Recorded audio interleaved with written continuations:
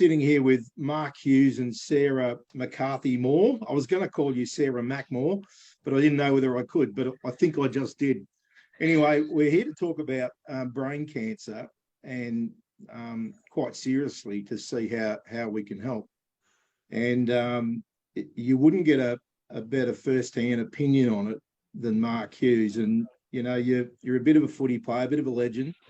And I would well imagine that in your life, you've seen some real high times in your sporting career, and then something happened. And I'm just wondering, you know, talk us through what happened. Like I'd love to hear from. I've read the stuff, but I'd love to hear what you say about it. Tell us about how all of that affected you. Hey, Greg. Yeah, look. So I was 36 years of age at the time, and just had headaches for 2 days. And, you know, I was fit and healthy. I had 3 children under the age of 10 at the time. And, yeah, was feeling good about life, and went and saw a doctor. He seemed worried about my situation. He said, go and have a scan. And from that point, my life changed like that. There was, you know, an avocado type size in my head, a tumour, and had to go get that removed, then had to go through radiation and chemotherapy. It was just surreal. I just couldn't believe it was happening. It really crushed down to me about a week after surgery when I went to the doctors, and he sat us down and he just simply said, I'm sorry, Mark, you've got high-grade brain cancer. Real tough words, because at the end of the day, there's no cure for brain cancer. It kills more people 40 and under than any other disease.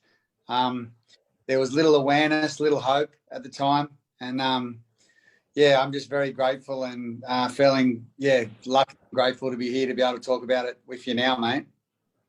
Well, thank you for sharing that. What was the amount of time from when you found out to when you were in therapy?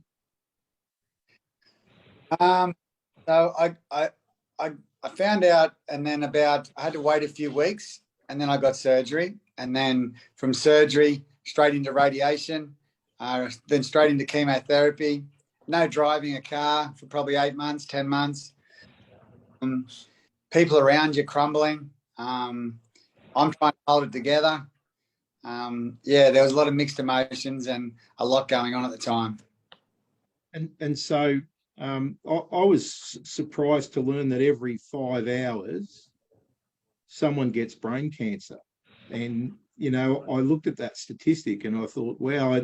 You know, the notion of brain cancer, or the topic, is starting to grow.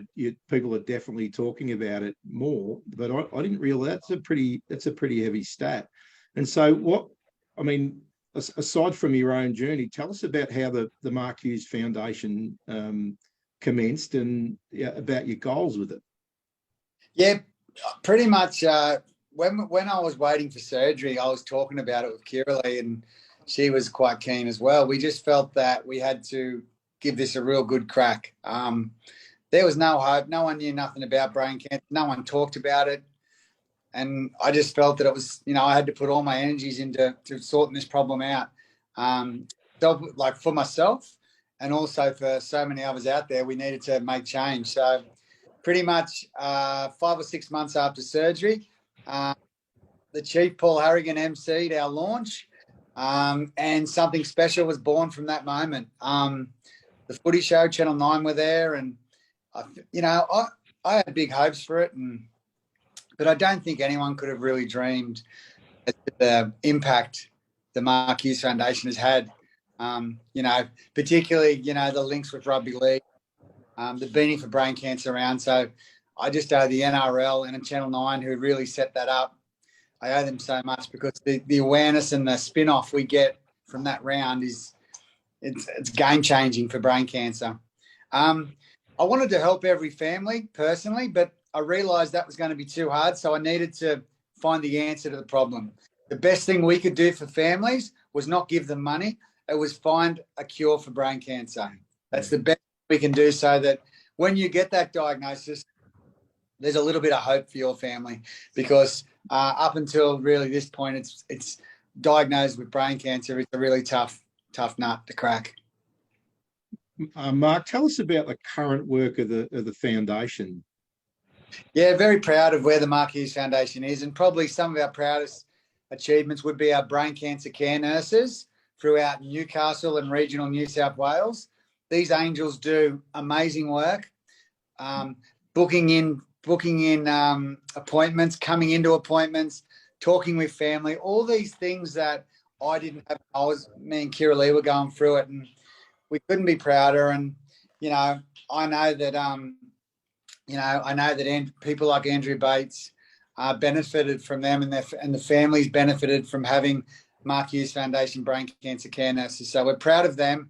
We're proud we've got a biobank, so we're collecting this library of tumours. We're collecting full brains. We're getting a lot of stuff for our researchers. We're proud of the research going on spread across Australia. And we're also now very proud to announce that through the Newcastle University, a $15 million commitment over the next 5 years. Wow. To make this a brain cancer hub, world-class, worldwide hub right here in Newcastle. Why can't we? Yeah, it's a great thing. That's awesome. So we just want better treatment.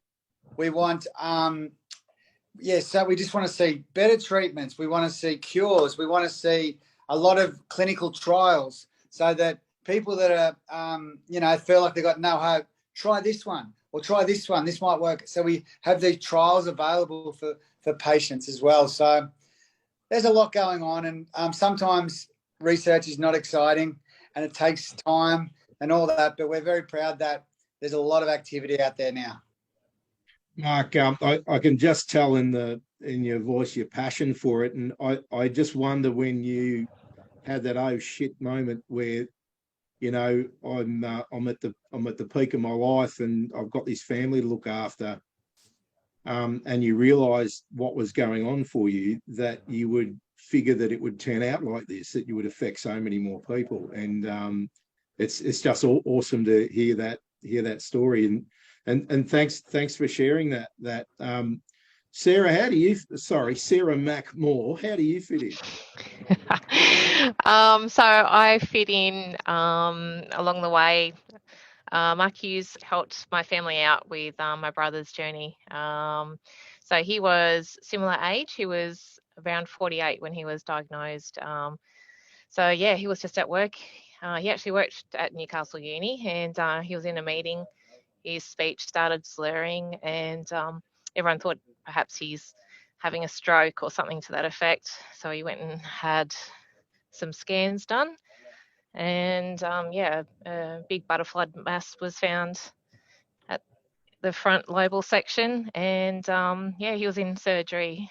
Was it the next day? It was pretty quick, and his prognosis wasn't very good, but he lasted 3 years, which was a lot longer than expected.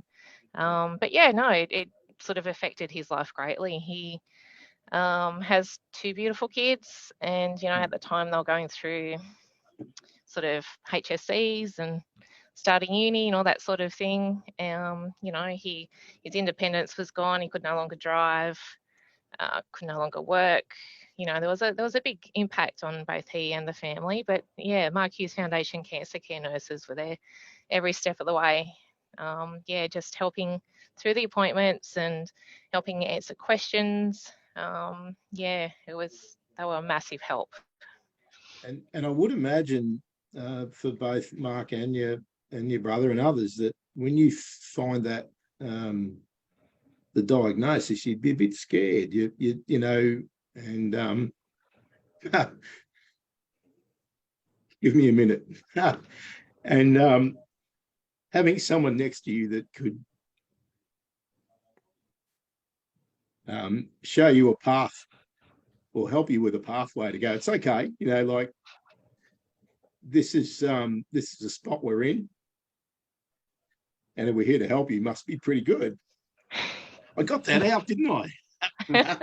Done well. Anyway, done well. And like you said, Gatesy, this is great that we're able to do this fundraising and help and make a So, personal so journey what are you into doing? something positive. So what are you doing with fundraising? Tell me about that. Oh yeah, well, there's a bit going on. So we're doing a trek. So there's myself and 20 other women doing a trek of 3 summits in Tassie, and yeah, total of around 2,875 meters in total between the 3 summits. But yeah, we do have a goal. We need to fundraise as much as possible. So I've decided as my major fundraising project to roll out a poker run, a motorbike poker run. I've involved in the biking community and thought that was something that interested me, and I know a lot of people that would also be interested in coming along. So yeah, we're going to have a good crack at that on the 18th of February. So, I mean, we know each other through motorcycles, and the instant thing when Mark said I couldn't drive for 8 months, so I'm like, just the thought of that would kill actually me. have a mental health issue on me. Oh, It's a bit absolutely. of an outlet, and I it's real, and I think the idea of the poker run's a good idea, and I in addition to that, I think there's opportunity for people to donate separately.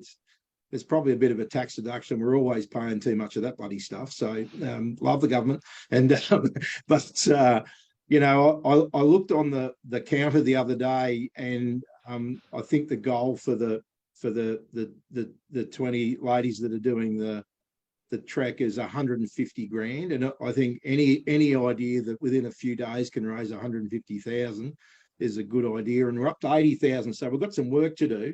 And there's about just under 40 days to go. So, I'm asking people to dig in. So when is this poker run, Sarah? Saturday, 18th of February. We're going to kick off breakfast from 8:30, stands up at 9:30 from Camp Breakaway, which is at San Remo near Doylestown. So we'll pop some details on the interweb, and so people get a sense of where it is. But look, it's a standard poker run. But bring your wallets. It's for a good cause, and good on you. I mean, for you wanting to do something for your brother, and not only that, for your brother's legacy, which is his family, to say, look, I'm going to stand for this, is good on you. You're a decent bloody soul. Keep that up, Mark. I appreciate the work that you're doing. I'm sure many others do, and I appreciate that you would give us a few minutes today to just share your story and help Sarah with her endeavour to help her own legacy, I suppose, within her family community. You're a good bloke. Oh, thanks, Greg. And I'm just, the courage that Sarah and the Bates family have shown.